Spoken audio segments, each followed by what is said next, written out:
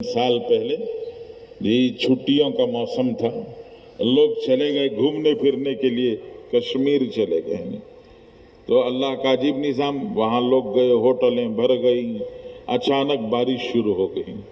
मुसलसल 4, 5, 6, 7, 8 दिन तक बारिश इतनी पड़ी कि ग्राउंड फ्लोर, निचली मंजिल, पहली मंजिल, दूसरी मंजिल, तीसरी मंजिल सब पानी से भर गए। लोग मजबूर होकर छतों पे आके खड़ गए, छतों तक पानी आ गया। अब पेशाब का तकाजा, जरूरत, क्या करें, वहीं किनारे पानी ही में कर लो, धो के वापस आ जाओ जी। फिर थोड़ी देर के बाद प्यास लगी, पानी पीने के लिए, चारों तरफ पानी ही पानी। अभी उस पानी में जरूरत से फारिग हुए हैं, अब पीने के लिए पानी जी। वो लोग मामूली लोग नहीं थे, वो अपने अपनी जगहों के करोड़पति, अरबपति, दौलतमंद लोग थे और एक एक पानी के बाटल के लिए तरस रहे। तो वहाँ के लोगों ने इमदाद के तौर पर ऊपर से पानी के बाटल फेंके। तो ये मालदार लोग पानी के एक एक बाटल के लिए दौड़ने लगे। एक बाटल 2 आदमियों के हाथ में जी फंस गया तो ये बाटल खींच रहा है, वो खींच रहा है, आधे लीटर के पानी के बाटल के लिए। कि फ़क़रन मुनसिया, कभी कभी अल्लाह ताला अचानक ऊपर से नीचे गिराते हैं तो इंसान को पता ही नहीं चलता क्या हुआ। इसलिए अल्लाह जल्ले शानो फरमाते हैं, जहाँ हो वहाँ से आ जाओ जी, इंतज़ार मत करो हाल के अच्छे होने का। हाल अच्छा होगा कि बिगड़ जाएगा क्या मालूम। फिर अल्लाह के रसूल सल्लल्लाहु अलैहि वसल्लम ने इरशाद फरमाया कि अगर जी ऐसी फ़कीरी नहीं आई तो एक और हाल आएगा। वो क्या? ग़िनन मुतग़िया, फरमाया मालदारी आएगी और वो मालदारी कैसी? सरकश बनाने वाली, मगरूर बनाने वाली मालदारी। ये माल आने से पहले दोस्तों के साथ उठना बैठना, सलाम कलाम, बातचीत चलती थी। अब जब से माल आया है जी, बदल गया आदमी। गर्दन इतनी अकड़ गई है, सीधा इतना तन गया है कि कोई आसपास वाला दिखाई ही नहीं देता। यकीनन मुतग़िया, ऐसा गुरूर, ऐसा माल जिस माल के साथ में गुरूर भी आ गए। तो अल्लाह के रसूल फरमाते हैं, हाल बदल सकता है, माल आएगा लेकिन माल के साथ में गुरूर आ जाएगा। हदीस में रसूलुल्लाह सल्लल्लाहु अलैहि वसल्लम ने 3 आदमियों का किस्सा सुनाया। फरमाया 3 आदमी थे, एक आदमी कोढ़ का बीमार था, उसको कोढ़ हो गया था। दूसरा गंजा था, उसके सर पे बाल नहीं थे। तीसरा आदमी अंधा था। अल्लाह ने उन तीनों को आजमाना चाहा तो फरिश्ते को उनके पास इंसानी शक्ल में भेजा और फरिश्ते ने जाके उन तीनों से बात की। कोढ़ी से पूछा, तुझे क्या चाहिए? उसने कहा, ये बीमारी ने मुझे लोगों में बेइज्जत कर दिया है, लोग साथ बिठाने साथ रखने तैयार नहीं, मुझे गांव से बाहर भगा दिया। ये बीमारी दूर हो जाए, जिंदगी गुजारने के लिए एक आध जानवर मिल गया तो जिंदगी काट के आराम से चला जाऊंगा, मुझे और कुछ नहीं चाहिए। फरिश्ते ने कहा, ठीक है, मैं दुआ करता हूं तेरे लिए। उसके बदन पे हाथ फेरा तो उसका सारा कोढ़ का मरज चला गया। फिर फरिश्ते ने कहा, देखो ये ऊंटनी है, ये ऊंटनी गाभन है, इसके पेट में बच्चा है, ये ऊंटनी मैं तुम्हें देता हूं और दुआ करता हूं अल्लाह तुम्हें बरकत दे दे। ये चला गया। अगले के पास गया, उससे पूछा, उसने कहा, सर पे बाल नहीं जी, चेहरे की रौनक ही चली गई है, इसलिए मेरे सर पे बाल आ जाए, यही मेरी ख्वाहिश है, जिंदगी गुजारने के लिए कुछ सामान हो जाए। तो उसने बदन पर, सर पर हाथ फेरा, माशाल्लाह सर पे बाल आ गए, चेहरा रौनक वाला हो गया। तो फिर जी उस फरिश्ते ने उसे कहा, मैं तुम्हें एक गाय देता हूँ, इस गाय के पेट में बच्चा है और मैं बरकत की दुआ देता हूँ। जी वहाँ से भी गया फरिश्ता, अगले अंधे के पास आया, अंधे से पूछा, तुझे क्या चाहिए? उसने कहा, अंधे को क्या चाहिए, 2 आंख चाहिए जी, मुझे 2 आंख मिल जाए और जिंदगी के गुजारे का कुछ सामान हो जाए। तो फरिश्ते ने उसे दुआ दी, अल्लाह ने आंखें दे दी और फरिश्ते ने कहा, ये बकरी ले लो, ये बकरी हम तुम्हें दुआ दे के देते हैं, अल्लाह इसमें बरकत देंगे। 1 साल गुजरा तो 1 साल में बरकत अल्लाह ने ऐसी दिखाई कि माशाअल्लाह जंगल के जंगल उन तीनों के पास जानवरों से भर गए। اونٹ والے کے پاس اونٹ ہی اونٹ ماشاءاللہ، گائے والے کے پاس گائے ہی گائے، اور ادھر بکری والے کے پاس بکریاں ہی بکریاں. خوب اللہ نے نواز دیا، خوب نواز دیا، مال دولت اللہ نے خوب نواز دیا. نہیں جب خوب نوازش ہو گئی تو اب اللہ نے دوبارہ آزمانا چاہا. اب آزمائش کا رخ بدل گیا. اب اللہ تعالیٰ نے اسی فرشتے کو وہ کوڑی کے پاس بھیجا، اور وہ فرشتہ کوڑ کے بیمار کی شکل میں آیا. اس نے کہا دیکھو مجھے کوڑ کا مرض ہو گیا ہے، گاؤں والے مجھے اپنے ساتھ رکھنے تیار نہیں ہیں، مجھے گاؤں سے باہر بھگا رہے ہیں. ایسا کرو ایک اونٹنی دے دو، میں کسی جنگل میں جا کے زندگی بسر کر لوں گا، تمہیں دعائیں دوں گا. اس نے کہا چلو چلو، یہاں سے صبح سے شام تک میرے گھر کے سامنے لائن لگی رہتی ہے مانگنے والوں کی، لوگ آتے جاتے ہیں مانگتے جاتے ہیں، آتے جاتے ہیں مانگتے جاتے ہیں، کتنوں کو دوں؟ میرے بہت سارے کمٹمنٹس ہیں جی. آج بھی لوگوں کی زبان پر یہی جملہ ہے جی، اس نے بھی یہی کہا تھا. آج بھی مانگنے والے جی لوگ کسی کے پاس جاتے ہیں تو وہ بولتے ہیں ہمارے بہت سارے کمٹمنٹس ہیں جی. اس نے بھی کہا ہمارے بہت سارے کمٹمنٹس ہیں جی، میں نے بہت ساروں کو وعدہ کر دیا ہے، اس لیے آپ کو نہیں دے سکتا. چلو وہ گیا بیچارہ 10-15 قدم جا کے پھر واپس آیا.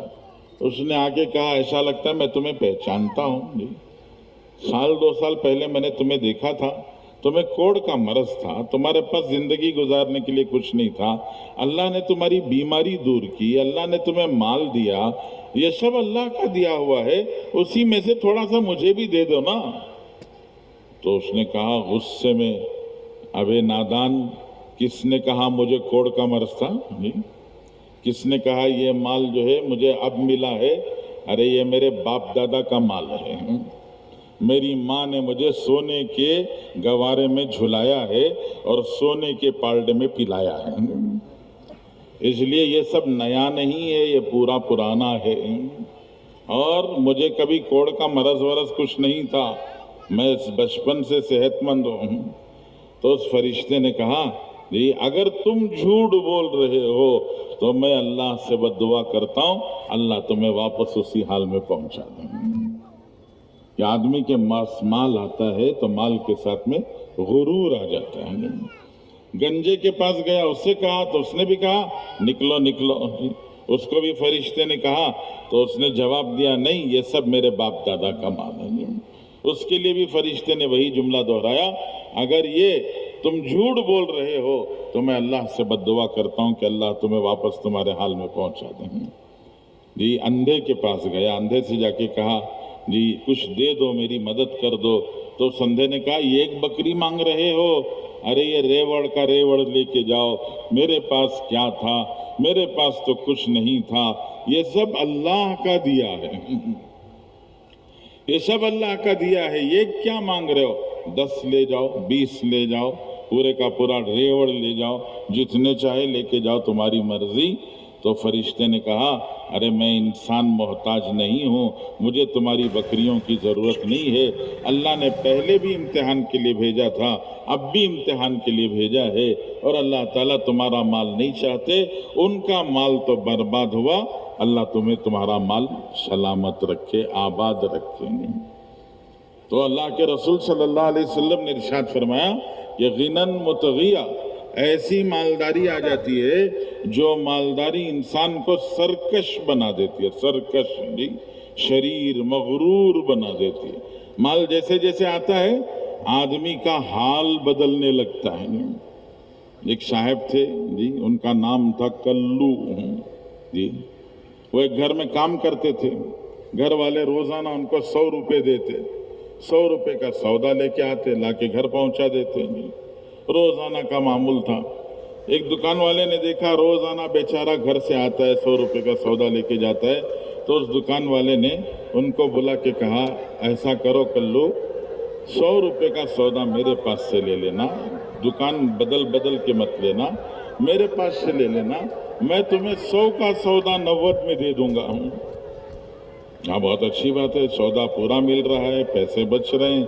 تو اس نے کہا ٹھیک ہے. تو اس کے بعد اس نے اسی دکان میں لینا شروع کیا. 10-12 دن گزرے تو روزانہ کے 10-10 سکے قائم، یہ پرانے زمانے میں سکے ہوتے تھے جی، تو 10-10 قائم 10 دن کے 100 ہو گئے، جیب میں ہلنے لگے۔ اس نے کہا جیب میں ہل رہے ہیں پیسے، لوگوں کو پتہ چل جائے گا، اس لیے گھر کے اندر کسی تھیلے میں چھپا کے رکھ دیا۔ اب 20-25 دن مہینہ گزرا تو ماشاءاللہ 300 ہو گئے۔ اب جیسے پیسہ بڑھا، کسی نے اسے پکار کے کہا کلو، اسے غصہ آ گیا۔ اس نے کہا کلو نہیں بلانا مجھے کلو میاں پکارنا جی۔ وہ تھیلا بھی ذرا موٹا ہو گیا تو سوچا کہیں گھر والوں کو پتہ نہ چل جائے، اس لیے اس نے رکھنے کے لیے کوئی جگہ نہیں تھی تو جنگل میں ایک جگہ طے کر کے وہاں گڑھا کھود کر اس گڑھے میں گھڑا رکھ کے اس میں پیسہ رکھ دیا۔ اب وہ گھڑا جی آدھا بھر گیا، آ رہا تھا، کسی نے پکارا کلو میاں، اس کو غصہ آ گیا۔ اس نے کہا مجھے کلو میاں نہیں جناب کلو میاں پکارنا۔ پھر اور ذرے دن گزرے تو پھر اس نے کہا مجھے جناب کلو میاں صاحب پکارنا۔ جیسے جیسے پیسہ بڑھ رہا ہے ویسے ویسے لقب بڑھ رہا ہے جی۔ ایک دن کسی نے دیکھا ہر ہفتہ جاتا ہے، چھپ کے جاتا ہے، جا کے جنگل میں پتہ نہیں کیا کرتا ہے، تو 2-4 مرتبہ کسی نے اس کا پیچھا کیا، پیچھا کر کے وہ جگہ کی اس نے نشان جی لگا لیا کہ یہاں کچھ اس نے رکھا ہے جی۔ تو کلو میاں صاحب جناب کلو میاں صاحب رکھ کے گئے تو یہ پیچھے سے گیا، جا کے اس نے دیکھا گڑھا کھودا تو اندر سے یہ پیسے بھرے ہوئے گھڑا ملا۔ وہ خوش ہو گیا، وہ گھڑا اٹھا لیا، لے کے چلا گیا۔ اگلے ہفتے بیچارے جناب کلو میاں صاحب آئے اور انہوں نے گڑھا کھودا تو اندر کچھ نہیں بچا ہے۔ روتا دھوتا وہاں سے نکلا تو کسی نے پکارا جناب کلو میاں صاحب، تو اس نے کہا آپ کہاں کا جہاں جناب کلو میاں صاحب، وہی پرانا کلو رہ گیا۔ تو پیسہ آتا ہے تو غرور آتا ہے۔ اللہ کے رسول صلی اللہ علیہ وسلم نے فرمایا اس لیے جہاں ہو وہاں سے اللہ کی طرف پھر جاؤ۔ وہ کیا؟ مرضن مفسدہ، ایسی بیماری آئے گی جس بیماری کی وجہ سے انسان ناکارہ ہو جائے گا۔ اب زندہ لاش ہے، کچھ نہیں ہے، نہ کھانے کے لائق، نہ کمانے کے لائق، نہ کسی کے کام آنے کے لائق، اب کچھ نہیں رہا، زندہ لاش ہے بس۔ اب اس کو کما کے دوسرے کھلاتے ہیں تو کبھی کبھی ایسی بیماریاں آ جاتی ہیں جو بیماریاں انسان کو ناکارہ بنا دیتی ہیں۔ فرمایا یہ نہیں تو اورے کھا لائے گا، وہ کیا حال؟ فرمایا حرمن مقعدہ، ایسا بڑھاپا آ جائے گا جو بڑھاپا انسان کو ایک کونے میں بٹھا کے چھوڑ دے گا جی، وہ ایک کونے کا ہو جائے گا۔ جس بچے کے رینگتے ہوئے دہلیز پار کرنے پر باپ نے پوری گلی کو مٹھائی بانٹی تھی، آج وہی بچہ جوان بیٹا اپنے باپ سے کہے گا کہاں ادھر سے ادھر ادھر سے ادھر بھاگ دوڑ کرتے ہو، ایک کونے میں بیٹھے رہو، یہ گھر کے باہر کا کمرہ ہے، اس کمرے میں پڑے رہو جی، یہیں تمہیں کھانا لا کے دے دیا جائے گا۔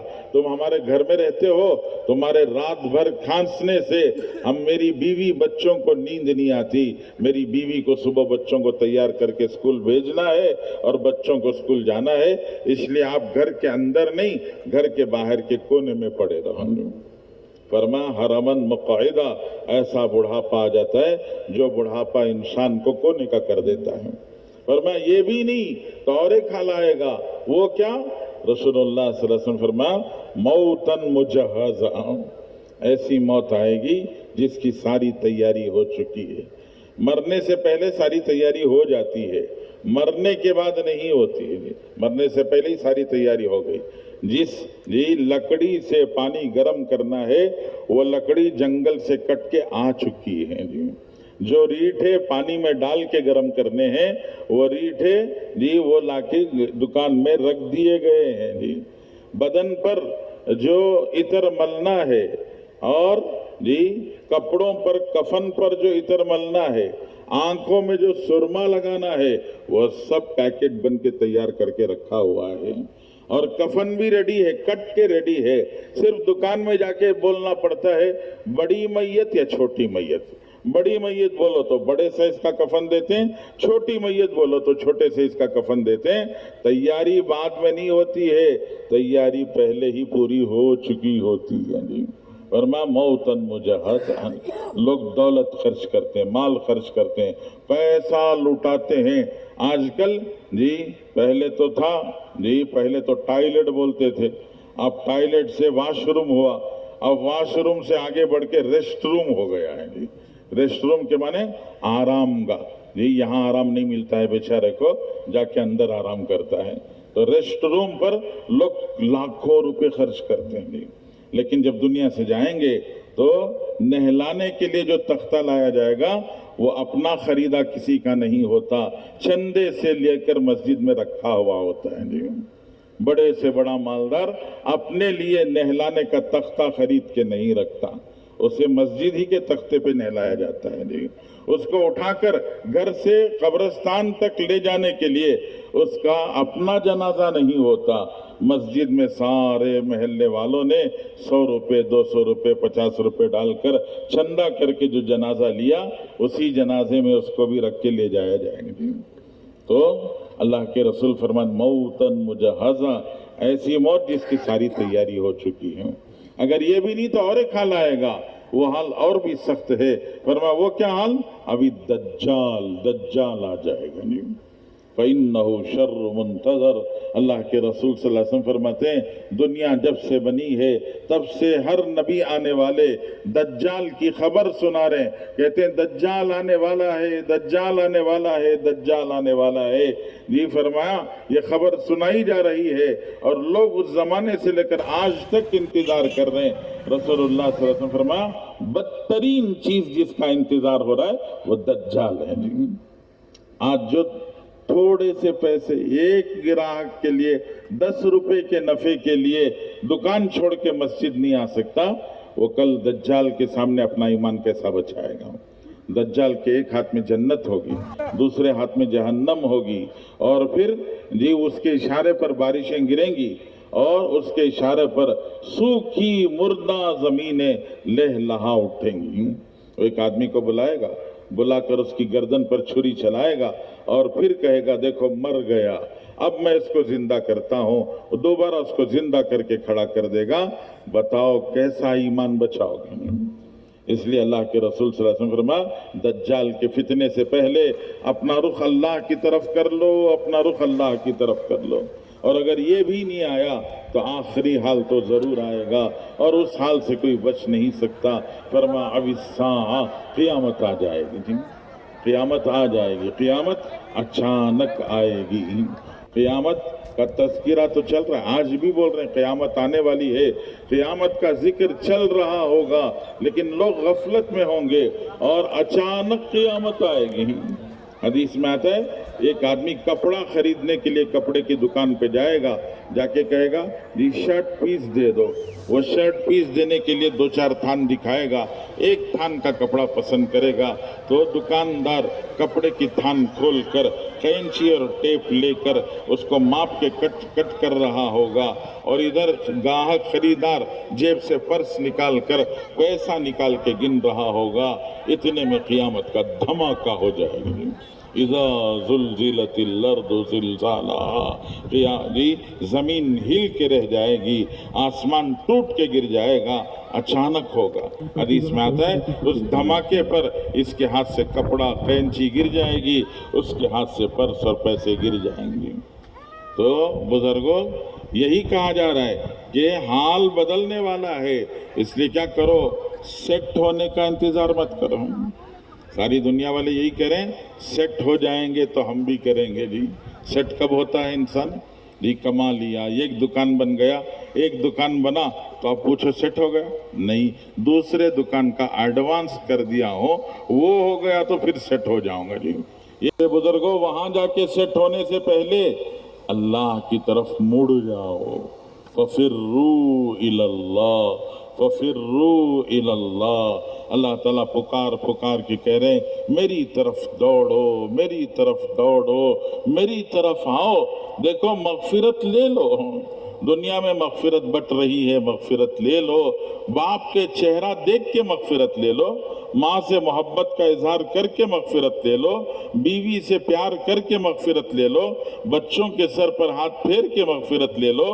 पता नहीं कितनी जगह से मगफिरत मिल रही है, ले लो। अगर मगफिरत मिल गई तो सुनो जन्नत मिल गई, मगफिरत मिल गई तो सुनो जन्नत मिल गई। इसलिए मगफिरत हासिल कर लो।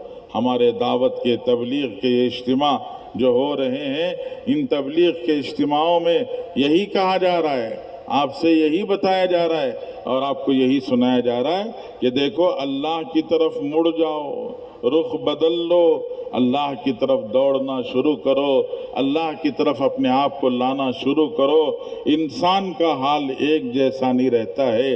अब जो हाल है आने वाले हाल से ज़्यादा बेहतर हो सकता है। इसलिए तबलीग वाले बोलते हैं कि आपकी गाड़ी दुनिया की तरफ दौड़ रही है, पूरी स्पीड में चल रही है जी। आपकी गाड़ी दुनिया की तरफ पूरी स्पीड में चल रही है। अब क्या करो जी, आहिस्ता से ब्रेक लगाओ। एकदम से ब्रेक लगा के इधर मोड़ोगे तो गाड़ी स्किड हो जाएगी, और गाड़ी स्किड हुई तो हाथ पैर भी नहीं बचेगा। इसलिए क्या करो, तबलीग वाले बोलते हैं हमने 4 महीने का एक छोटा सा सर्कल बनाया है। क्या करो, 4 महीने के सर्कल के पास लाकर गाड़ी स्लो करके उसको इधर घुमा लो। दुनिया की तरफ से किधर घुमा लो, आखिरत की तरफ घुमा लो। इधर दुनिया की तरफ नहीं, अब इधर दुनिया की तरफ खत्म। अब ऐसा जरा सा चक्कर लगाकर, ये चक्कर क्या है, ये चक्कर 4 महीने का चक्कर है। जब गाड़ी को मोड़ने के लिए थोड़ा सा वक्त लगता है, जरा सा स्लो करके, फुल स्पीड की गाड़ी को एकदम से मोड़ो तो आदमी चला जाता है। इसलिए कहते हैं कि दुनिया दीन की फिक्र करके ब्रेक लगाया, कुछ भी नहीं बचा। इससे बेहतर है अल्लाह के रास्ते में 4 महीने लगाओ, और 4 महीने लगाकर माहौल में रहकर, दीन सीख कर, ईमान अमाल सीख कर, अखलाक सीख कर अपनी ज़िंदगी का रास्ता बदल लो, और बदल कर अल्लाह की तरफ मुड़ना शुरू करो, अल्लाह की तरफ दौड़ना शुरू करो। फिर देखो अल्लाह की तरफ से बख्शिशें कैसे आती हैं। जो जिधर से दौड़े अल्लाह उसकी तरफ दौड़ के आ जाते हैं। आदमी को बस अल्लाह की तरफ दौड़ना चाहिए। हज़रत उमर रज़ी अल्लाह तआला अन्हु का ज़माना था। हज़रत उमर रज़ी अल्लाह तआला अन्हु के ज़माने में एक गवैया था, गवैया, सिंगर जी, गाने गाने वाला, नगमे सुनाने वाला। वो गाने गाता, नगमे सुनाता, लोग उसे पैसे देते, वो पैसे लेके ज़िंदगी गुजारता, मौज मस्तियाँ करता, हज़रत उमर से बचकर ज़िंदगी गुजारता। ऐसे ही उसका हाल चाल चल रहा था, गुजर रहा था गुनाह की ज़िंदगी में। क्या हुआ, जैसे मैंने शुरू में बताया, बचपन जवानी में बदल जाती है, बस जवानी बुढ़ापे में बदल जाती है। जवाएंगे, अरे 4 महीने अल्लाह के रास्ते में लगाएंगे। सामने वाले 2-4 बोल रहे हैं, पूरा मजमा मिलके बोलो ना इंशाअल्लाह। हाँ, अल्लाह तौफीक अता फरमाए। इंशाअल्लाह अभी जुमा की नमाज होगी, जुमा की नमाज के बाद बयान होगा, असर के बाद बयान होगा, मगरिब के बाद हमारे बड़े बुजुर्ग हजरात बयान करेंगे। तो इसलिए इंशाअल्लाह अब आए हैं तो दुआ तक रहेंगे जी, या चले जाएंगे? अरे रहेंगे कि जाएंगे? दुआ तक रहेंगे ना इंशाअल्लाह जी। इशा से पहले दुआ होगी, फिर इशा की नमाज होगी। इसलिए जी जम के इशा तक यहाँ रहना है। यही खाने का इंतज़ाम है, यही ज़रूरत से फारिग होने का इंतज़ाम है, यही वज़ू का इंतज़ाम है, थोड़ी देर लेटने के लिए यहाँ इंतज़ाम है, सारी सहूलतें हैं। इसलिए इंशाअल्लाह हम इशा तक रहकर दुआ में शिरकत करके जाएंगे। और जो अभी नियत की इंशाअल्लाह बोले ना, अरे इंशाअल्लाह बोले ना, तो जो नकद जाने वाले हैं वो नकद जाएंगे, और अगर कोई नकद नहीं जा सकता तो इंशाअल्लाह ये इरादा लेके जाएंगे, तैयारी कर कर महीने में, 2 महीने में, 3 महीने, 4 महीने में इंशाअल्लाह तैयारी करके हम भी अल्लाह के रास्ते में ज़रूर जाएंगे। अरे फिर वही ठंडा इंशाअल्लाह। अल्लाह बरकत अता फरमाएंगे। सुभान अल्लाह। सुन्नतों के लिए खड़े हो जाएं। अल्लाह के रसूल सल्लल्लाहु अलैहि वसल्लम ने इस काम के करने का क्या तरीका दिखाया? اگر ہم اس کو دیکھ کر چلیں گے تو ہم دیندار بنیں گے کہ میرے ماں باپ مسلمان تھے، بڑے دیندار تھے، میں بھی مسلمان ہوں، میرا بھی نام ماشاءاللہ بہت اچھا ہے، میں بھی کبھی کبھی نماز پڑھ لیتا ہوں اور کبھی کبھی دین کا کوئی کام کر لیتا ہوں، تو میں واقعی اللہ کی مدد کا مستحق ہوں. یہ دھوکہ ہے. تو آدمی تھوڑا کر کے بڑی کی امید رکھے، یہ دھوکہ ہے. اس کو اللہ کے نبی صلی اللہ علیہ وسلم نے ایک اور حدیث میں بیان فرمایا، الکیس من دان نفسہ وعمل لما بعد الموت. عقل مند آدمی وہ ہے جو اپنے خواہش کو، اپنے نفس کو اپنے قابو میں رکھے. جو پہلی حدیث ہے اسی کا گویا خلاصہ سمجھے اس کو، کہ اپنی خواہش کو، اپنے نفس کو اپنے قابو میں رکھے. وعمل لما بعد الموت. نصرت کو دنیا میں زمین پر اتارنے کے لیے جیسے صحابہ نے اور اللہ کے نیک بندوں نے اللہ کی مدد کو اتارا تھا، آج بھی وہ اللہ وعدہ اپنے وعدے کے ساتھ باقی ہے، وہ مدد کرے گا. لیکن ہم اس کا کام تو کریں، اپنے خواہشات کو چھوڑیں، اللہ کے دین کے تابع کریں. ہمارا سونا بھی اللہ کی مرضی سے ہو، ہمارا اٹھنا بھی اللہ کی مرضی سے ہو، ہمارا دیکھنا بھی اللہ کی مرضی سے ہو، ہمارا سننا بھی اللہ کی مرضی سے ہو، ہمارا بولنا بھی اللہ کی مرضی سے ہو، ہمارا پکڑنا بھی اللہ کی مرضی سے ہو، ہمارا چلنا بھی اللہ کی مرضی سے ہو. تب جا کے ہم اللہ والے کہلائیں گے. میں اللہ والا کہنے سے اللہ والا نہیں بن جاؤں گا، اللہ والا بن کے دکھانا پڑے گا. ہر وہ کام جس میں اللہ رسول کی اطاعت ہے وہ دین ہے، ہر وہ کام جس میں اللہ رسول کی اطاعت نہیں ہے، نافرمانی ہے، وہ بے دینی ہے. آپ مسجد میں جا کر بھی بے دینی کریں گے،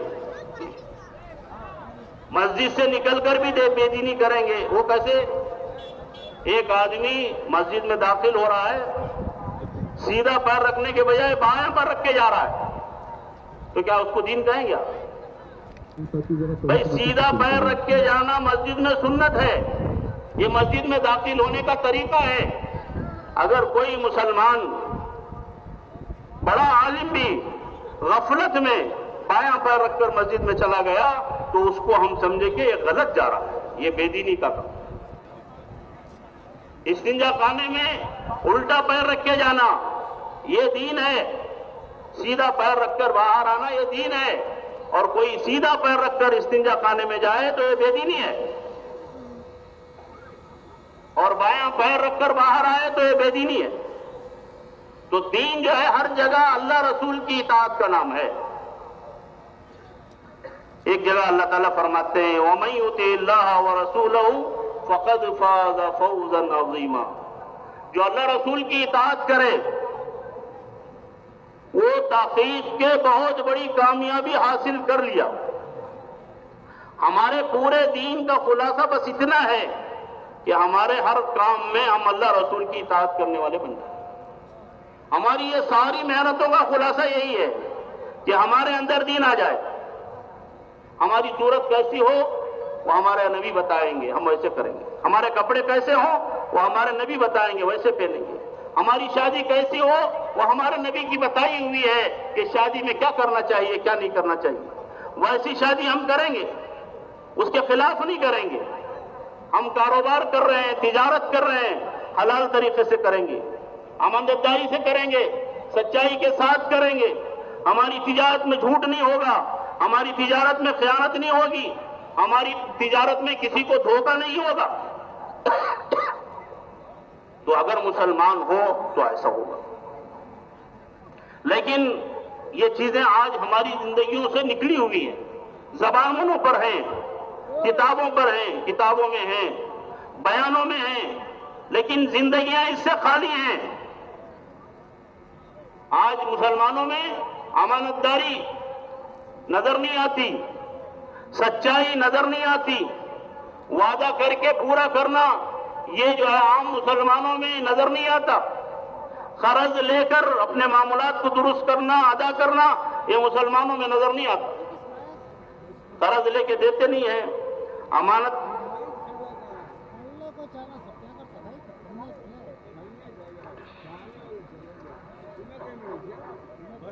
تو میرے محترم دوستو بزرگو، ہمیں اپنی ذات سے طے کرنا، ہم سب کے درست کرنے کے ذمہ دار ہیں، سب کو صحیح بات بتانے کے ذمہ دار ہیں، اس کو دعوت کہتے ہیں۔ صحیح بات پہنچانے کے ذمہ دار تو ہیں، لیکن سب کو درست کرنے کے ہم ذمہ دار نہیں۔ اپنی ذات کو درست کرنے کے ہم ذمہ دار ہیں، اپنے بیوی بچوں کو صحیح کرنے کے، ٹھیک کرنے کے ہم ذمہ دار ہیں۔ اللہ تعالیٰ ہم سے کہتا ہے یا ایھا الذین آمنوا قوا انفسکم واہلیکم نارا، اے ایمان والو تم اپنی جانوں کو اور اپنے گھر والوں کو، اہل و عیال کو آگ سے بچاؤ۔ سب سے بڑی کامیابی انسان کی آگ سے بچ جانا ہے، اور سب سے بڑی ناکامی انسان کی آگ میں چلا جانا ہے۔ اور آج دنیا کی غفلت میں ہمیں احساس نہیں ہے، جیسے بے حس انسان کو آپ جو ہے آگ کی چنگاری لگاؤ اثر نہیں ہوتا، اسے جو ہے سوئی چباؤ اثر نہیں ہوتا، اس کا بے حس عضو کاٹ دو اسے اثر نہیں ہوتا۔ آج گناہوں کے اثرات نے، دنیا کی محبت نے ہمیں دین سے ایسے بے حس بنایا ہے، ہمارا سارا دین لٹ جائے ہمیں احساس نہیں ہوتا۔ اللہ کی طرف سے عذاب آ جائے، آفتوں مصیبتوں کے جو ہے کیا کہتے ہیں سلسلے شروع ہو جائیں، لیکن ہمیں احساس نہیں ہو رہا ہے۔ ہم سمجھ رہے ہیں کہ یہ کر لیں گے تو مسئلہ حل ہوگا، وہ کر لیں گے۔ بھائی مسئلوں کا حل اللہ کے پاس ہے، اور اللہ ان کے مسئلے حل کریں گے جو اللہ اور اس کے رسول کی مانیں گے، اطاعت کریں گے۔ اللہ کو مسئلوں کے حل کرنے میں دیر نہیں لگتی، اور نہ اللہ تعالیٰ کو کوئی تیاری کرنی پڑتی ہے۔ جیسے ہمیں اپنی ضرورتوں کو پورا کرنے کے لیے تیاری کرنی پڑتی ہے، کھانا کھانا ایک وقت کے لیے کچھ کھانے کا سامان جمع کرنا پڑتا ہے، پکانا پڑتا ہے، تب جا کے ہم کھا سکتے ہیں۔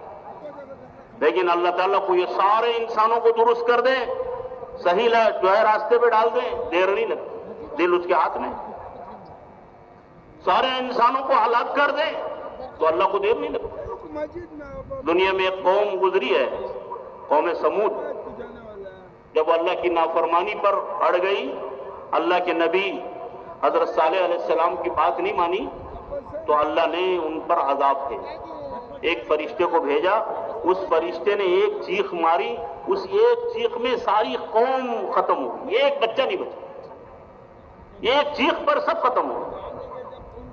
تو جو اللہ ختم کرنے پر طاقت رکھتا ہے، پیدا کرنے پر بھی اسے طاقت ہے۔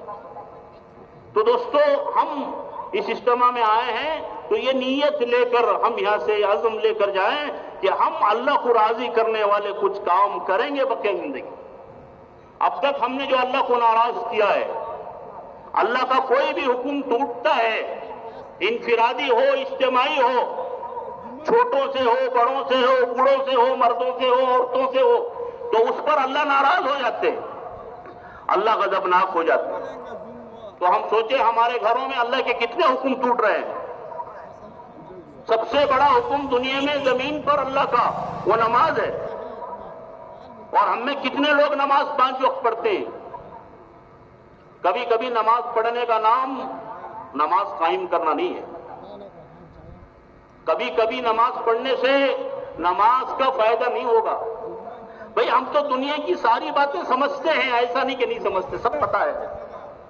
آپ بتاؤ، ہم بڑی اسکول میں جمع کر دیے بچے کو ہمارے، اس کی ساری فیس بھر رہے ہیں، لیکن ہم اسکول کو بچے کو ہفتے میں 1-2 دن بھیجتے ہیں، 1-2 دن نہیں بھیجتے، تو کیا وہ ہمارے بچے کو اسکول والے قبول کر لیں گے؟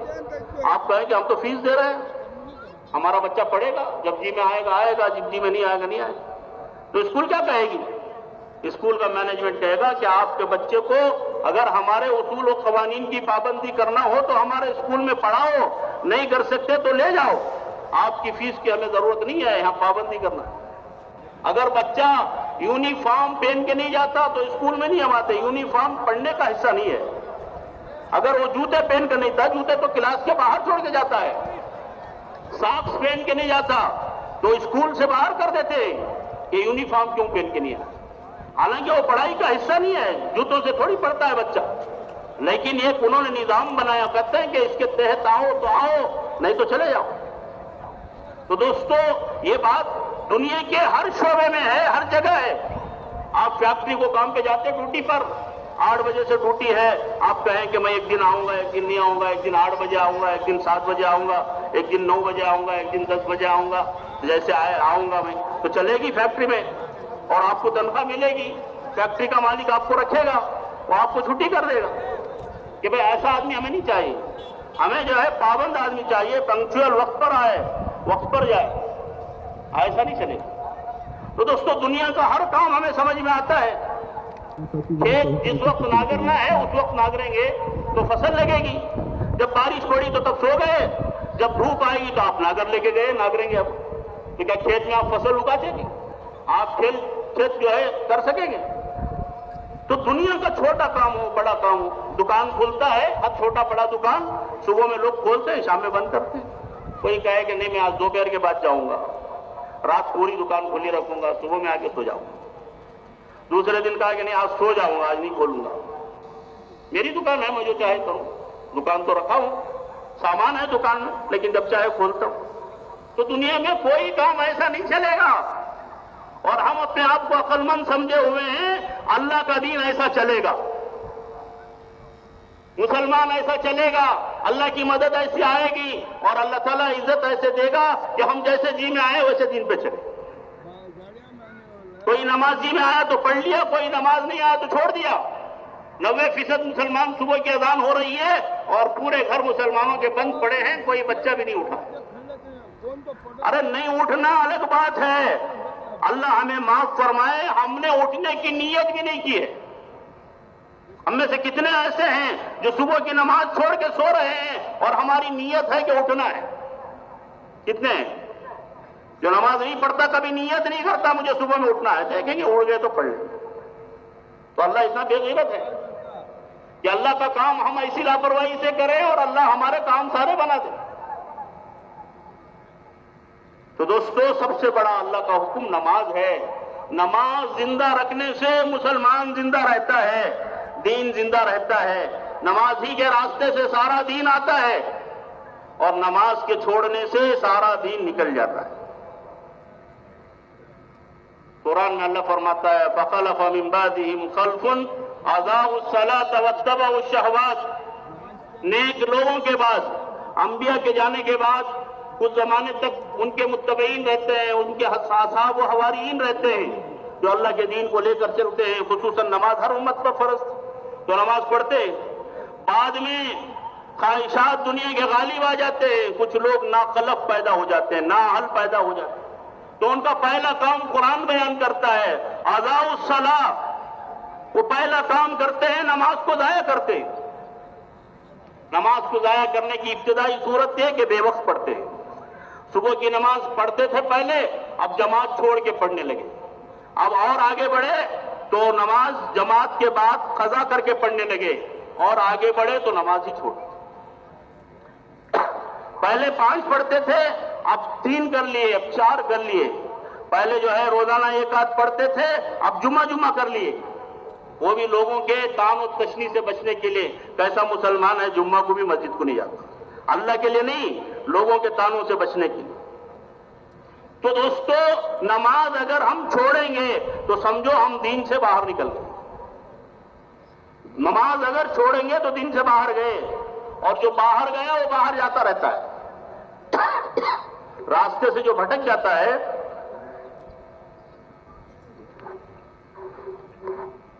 اسے پتہ نہیں ہوتا کہ کہاں بھٹکا ہوں۔ آدمی روڈ سے نیچے اتر گیا تو جدھر بھی جائے وہ غلط ہی جا رہا ہے، جب تک روڈ پر واپس نہیں روڈ پر آئے گا تو پھر اسے راستہ ملے گا، منزل کو جا سکے۔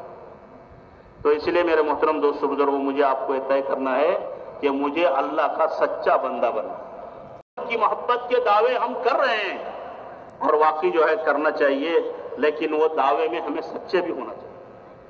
تو سچائی کیا ہے کہ ہمارا کوئی کام سنت اور شریعت سے ہٹا ہوا نہ ہو، سنت اور شریعت کے خلاف نہ ہو۔ دوستو دین اور خواہش یہ 2 متضاد چیزیں ہیں۔ دین اپنائیں گے خواہشات کو چھوڑنا پڑے گا، خواہشات اپنائیں گے سنت اور شریعت کو چھوڑنا پڑے گا، اور آپ دیکھ لیں ہم کیا کر رہے ہیں۔ تو اس لیے میرے محترم دوستو بزرگوں، ہم سب کو سچے مسلمان بننا ہے۔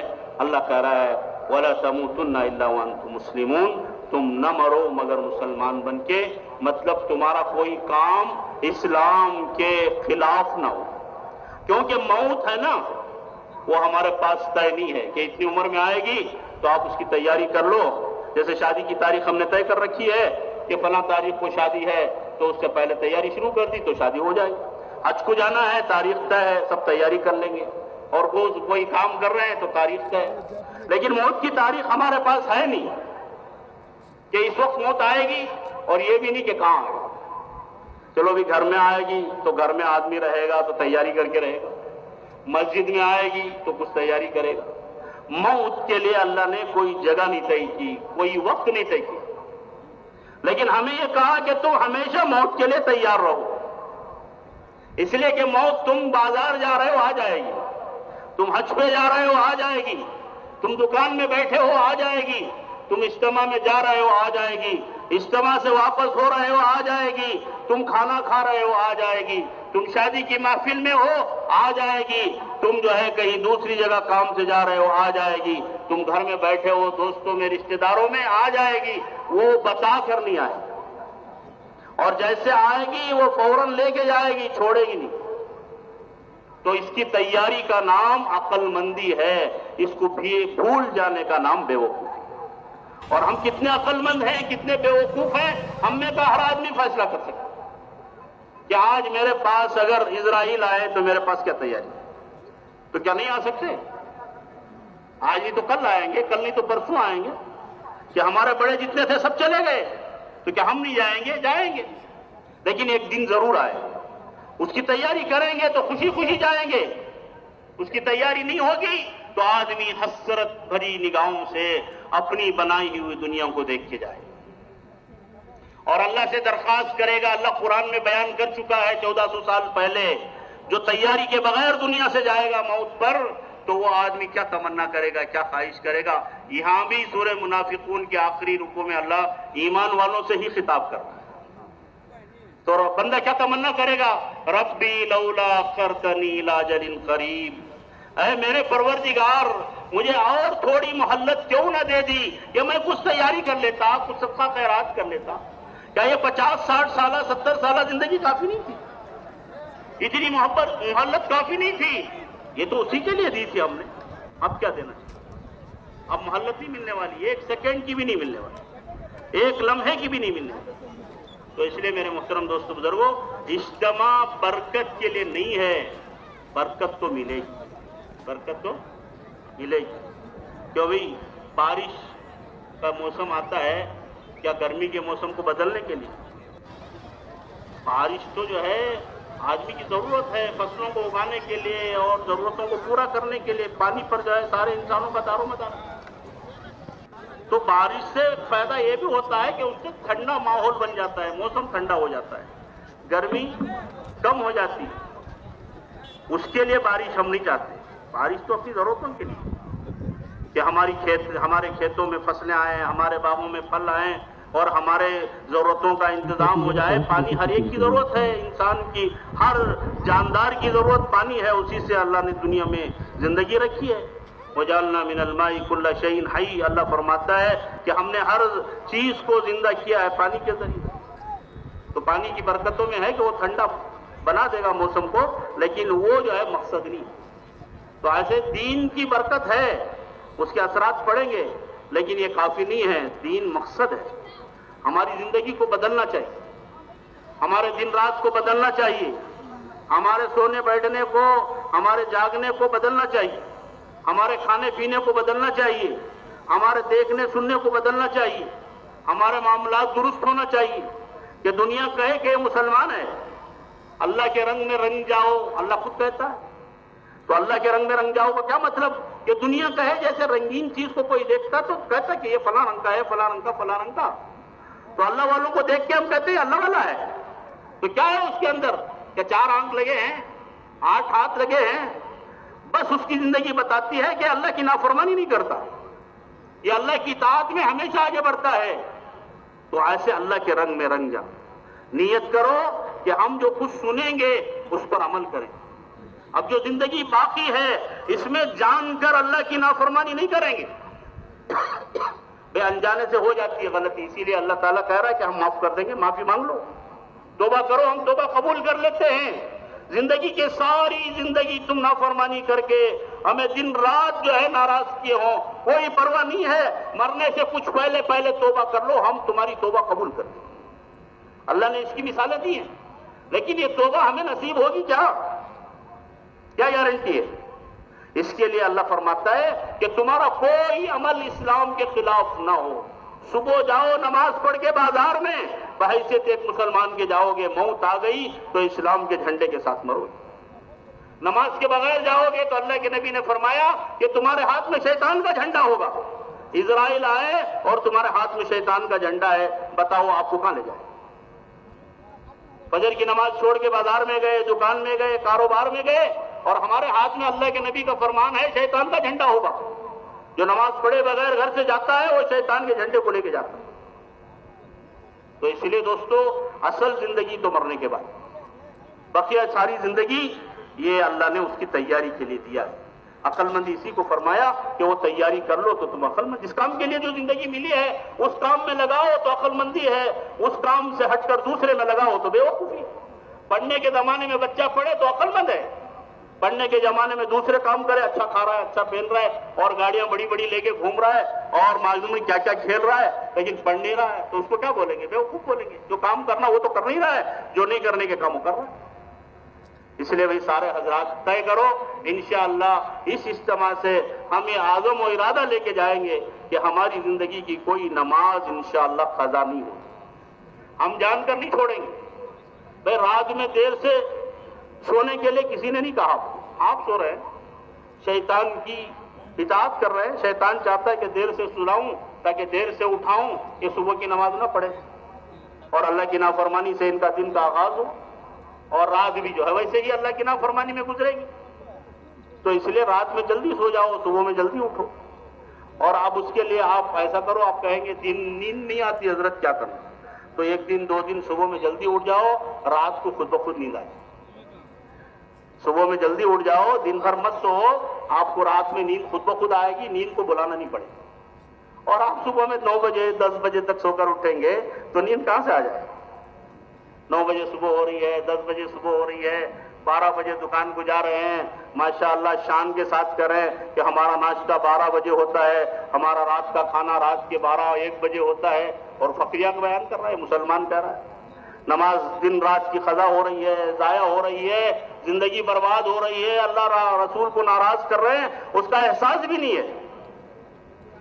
اس لیے بھئی نمازوں کی پابندی، اور جو سنتیں ہمیں معلوم ہیں ان سنتوں کو اپنانے کی، سنتوں کو اپنانا یہ اللہ کے نبی کی محبت کی نشانی اور علامت، یہ ہمارے نبی کی نشانی ہے کہ ہم ٹوپی پہنتے ہیں، سنت ہے یہ سمجھ کے پہنتے ہیں نا، داڑھی رکھتے ہیں سنت سمجھ کے رکھتے ہیں، اور جو کام سنت کے خلاف کر رہے ہیں یہ سیدھی سیدھی بات ہے کہ ہمیں ہمارے نبی کے خلاف کر رہے ہیں۔ محبت نافرمانی نہیں کراتی، محبت تو اطاعت کراتی۔ تو اس لیے سب طے کرو، جو دین کی باتیں ہمیں معلوم ہیں اس میں کمی کوتاہی نہیں کریں گے، جو سنت ہمیں معلوم ہے اس سنت پر عمل کریں گے انشاءاللہ۔ کب سے؟ آج سے ہی۔ کوئی سنت جان کر نہیں چھوڑیں گے، کوئی فرض جان کر نہیں چھوڑیں گے۔ ہاں شیطان پیچھے لگا ہے، وہ ہم سے گناہ کراتا ہے، اچھی بات ہے ہو جائے، لیکن توبہ کرنے کا راستہ دروازہ اللہ کھول رکھا ہے، یہ گناہ ہوا اللہ سے معافی مانگ لو، توبہ کر لو۔ جب آدمی توبہ کرتا ہے، توبہ کرنے والے بہت سارے نیک لوگوں سے بھی آگے بڑھ جاتے ہیں۔ اللہ کے سامنے اپنے گناہوں کو یاد کر کے رونا اللہ کو بہت پسند۔ تو اس لیے بھئی جو گنہگار ہیں، جو خطا کار ہیں، اور سبھی گنہگار ہیں، یہ نہ سمجھو کہ بہت سارے اچھے ہیں، ہاں اچھے اس اعتبار سے ہیں جن کے پاس زیادہ گناہ ہیں ان کے مقابلے میں ان کے پاس کم گناہ ہو سکتے ہیں، لیکن گناہ تو سبھی کے پاس ہے، اور اللہ کو پکڑنے کے لیے ایک گناہ کافی ہے۔ اللہ ایک گناہ پہ پکڑ لے، میرا بندہ یہ تو کیوں کیا، اس کا کیا جواب ہے؟ اے اللہ اتنا تو کیا، میں ایک ہی تو گناہ کیا ہوں، معاف کر دے، ایسا بولنے کی ہمت ہے کسی کو؟ بول سکتا اللہ کے؟ اللہ کے نبی صلی اللہ علیہ وسلم حضرت عائشہ رضی اللہ عنہا سے فرماتے ہیں کہ عائشہ کسی گناہ کو چھوٹا سمجھ کے نہ کرنا، اس کا حساب لینے والا بڑا ہے۔ پوچھنے والا کون ہے؟ اللہ پوچھے۔ اللہ وقت ہو گیا، مجھے بھی سچا پکا اللہ رسول کا مطیع فرما بردار بنائے اور آپ کو بھی بنائے. تو آپ سارے حضرات اس اجتماع سے اور آئندہ بھی طے کریں جو کچھ ہم دین کی باتوں کو سنیں گے ہمارے بڑوں سے چھوٹوں سے, جو بھی دین کی بات کرے گا وہ اللہ رسول کی بات کرے گا, اپنی بات نہیں کرے. اور ہم اللہ رسول کی محبت ہی میں تو آئے اتنے بڑے اجتماع میں ہزاروں کی تعداد میں, اپنا گھر, راحت, آرام, کاروبار سب کچھ چھوڑ کے یہاں آگے نیچے بیٹھے ہیں, دھوپ میں بیٹھے ہیں. ماشاءاللہ کتنے لوگ دھوپ میں نماز پڑھ رہے ہیں. گھر میں مسجد کی اے سی میں فین کے نیچے بھی جا کے نہیں پڑھتے تھے اور یہاں آگے دھوپ میں پڑھ رہے ہیں. تو کیوں اللہ کی محبت میں آئے ہیں کہ اجتماع میں سارے مسلمان جمع. تو انشاءاللہ طے کرو نماز کبھی قضا نہیں کریں اور سنت جان کر نہیں چھوڑیں. انجانے سے چھوٹ جائے تو اللہ معاف کرنے والے معاف کر دیں گے, لیکن ہم جان کر کوئی سنت یہ سنت ہے نہیں چھوڑیں گے. اللہ ہم سب کو عمل کی توفیق نصیب فرمائے. کہتا ہے فلاں ابن فلاں فلاں جگہ کے رہنے والا. فرشتے کہتے ہیں اس کے لیے آسمانوں کے دروازے کھول دو. مرحبا, مرحبا کے معنی ہے ویلکم, ویلکم. تو کون کر رہے ہیں ویلکم؟ ارے کون کر رہے ہیں جی؟ فرشتے آسمانوں کے دروازے کھولتے ہیں. اس کی روح اللہ کے دربار میں سجدہ کرتی ہے, اللہ کے دربار میں سجدہ کرتی ہے. پھر کہتے ہیں کہ اسے نیکوں کی روحیں جہاں ہیں ان میں رکھو. چند دن کی بات ہے, قیامت قائم ہو جائے گی, پھر جنت میں داخل ہو جائیں گے. اور اگر خدا نہ خواستہ اس نے روح بگاڑی ہے, روح کو بگاڑا ہے. دیکھو بھائیو, انسان کی قیمت جسم سے نہیں ہے, انسان کی قیمت اس کی روح سے ہے.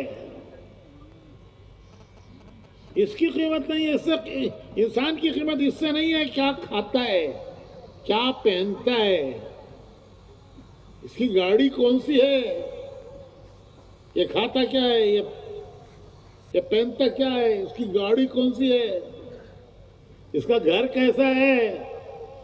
انسان کی قیمت اس کے جسم سے نہیں ہے. پہلے زمانے میں یہ آستین چڑھا کچھ رکھتے تھے. دیکھو یہ آستین نہیں, چڑھا کو رکھتے. کئی کو تو ریڈیو گھڑال دکھانے. کون سی وہ بھیک منگ کو لیا ہے سو سسرال میں.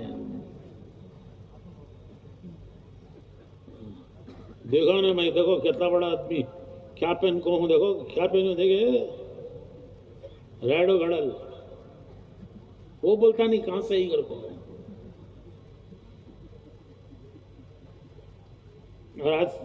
اور آج کل کے زمانے میں اسمارٹ فون,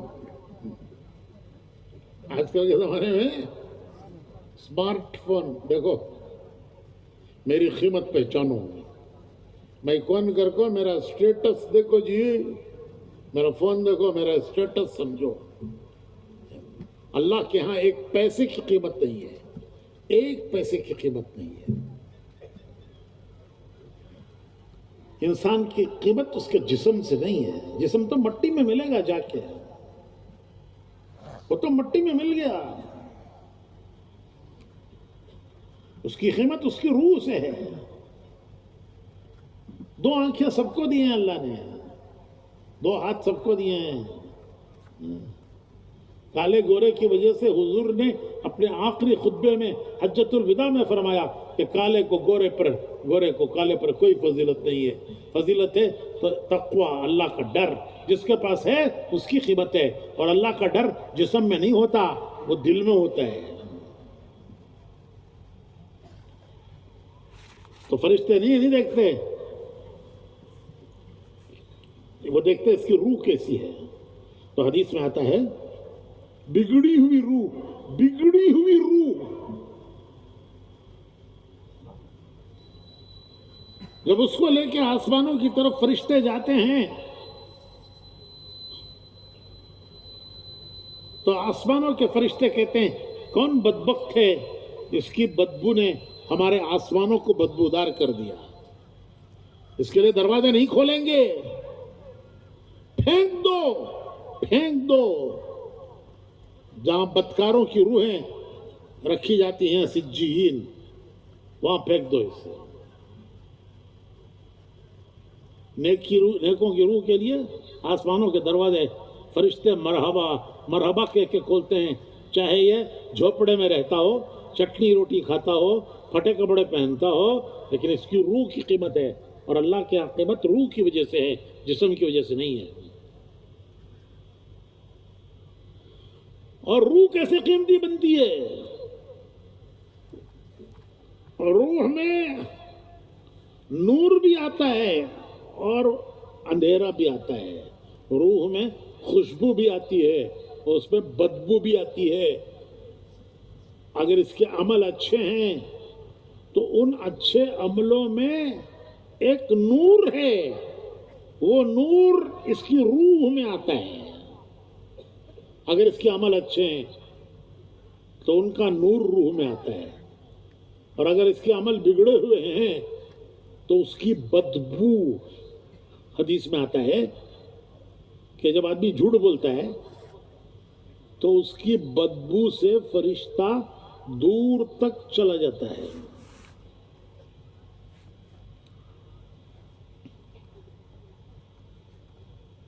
تو جھوٹ میں بدبو ہے، سچ میں خوشبو ہے. ہر نیک عمل خوشبودار اور ہر نیک عمل نورانی، اور ہر برا عمل بدبودار اور ہر برا عمل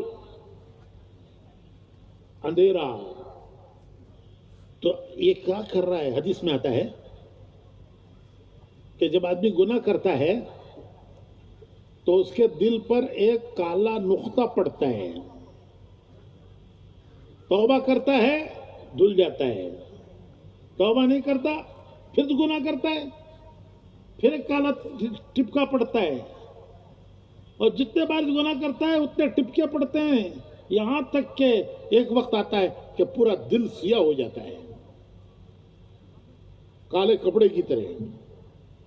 پھر نیکی بدی کی تمیز اٹھ جاتی ہے، بھلے برے کی تمیز بھی اٹھ جاتی ہے.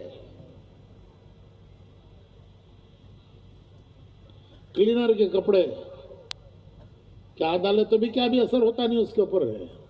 انہیں کپڑے پیسے پہنے آئے، آئل پڑن دے، تیل پڑن دے، ڈیزل پڑن دے، کام کرنا ہے مجھے. تو اس کی روح ہے وہ بدبودار بن جاتی ہے. حدیث میں آتا ہے کہ دیکھو آدمی خطا کرے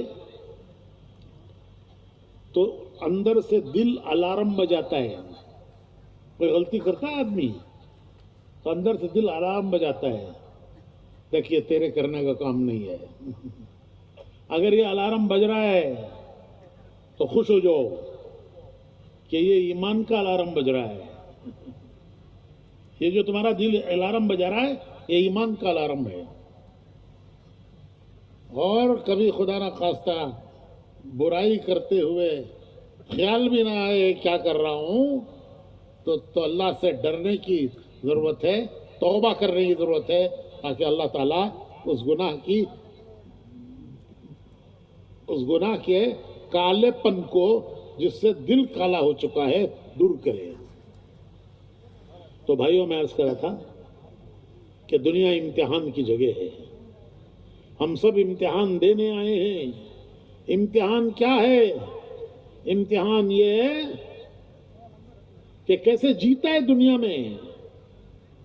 یہ نہیں ہے امتحان کیا کھاتا ہے، کہاں رہتا ہے، بنگلہ کیسا ہے، کار کیسی ہے. ارے میرے بھائیوں، روح کے نکلتے ہی یہ سب دوسروں کا ہو گیا، تمہارا رہا ہی نہیں. موت آئی سب کچھ دوسروں کا ہو گیا. ساتھ جو جائے گا وہ عمل جائے گا. ایک مرتبہ حضور اکرم صلی اللہ علیہ وسلم، حضور کا نام آئے تو صلی اللہ علیہ وسلم کم سے کم کہنا چاہیے. کم سے کم مکھیہ بیٹھے سے بیٹھو نہ کو. تو ایک مرتبہ حضور اکرم صلی اللہ علیہ وسلم غمزدہ تھے. حضرت جبرائیل آئے, پوچھا کہ اللہ کے رسول, اللہ نے بھیجا ہے کہ میں آپ کو رنجیدہ دیکھ رہا ہوں, غمزدہ, کیا بات ہے؟ حالانکہ اللہ جانتا ہے کہ رسول کو کیا غم ہے, لیکن دلاسا اور تسلی دینے کے لیے. تو حضور نے فرمایا کہ جبرائیل, مجھے اپنی امت کا غم ہے, مجھے اپنی امت کا غم ہے, جنہوں نے پوری زندگی امت کے غم میں گزاری. تو حضرت جبرائیل حضور کو لے کر ایک قبرستان میں گئے, وہاں جا کر ایک خبر پر مارا, اللہ کے حکم سے اٹھ. وہ میت کھڑی ہوئی, انتہائی حشاش بشاش چہرہ, خوش. وہ کہہ رہا ہے اشہد ان لا الہ الا اللہ واشہد ان محمد رسول اللہ. جبرائیل نے فرمایا واپس جا. پھر ایک دوسری خبر پر گئے, وہاں جا کے پر مارا کہ اللہ کے حکم سے اٹھ. وہ میت کھڑی ہوئی, حیران پریشان. اور وہ کہہ رہا ہے ہائے میری تباہی, ہائے میری بربادی, میں تو تباہ ہو گیا, برباد ہو گیا.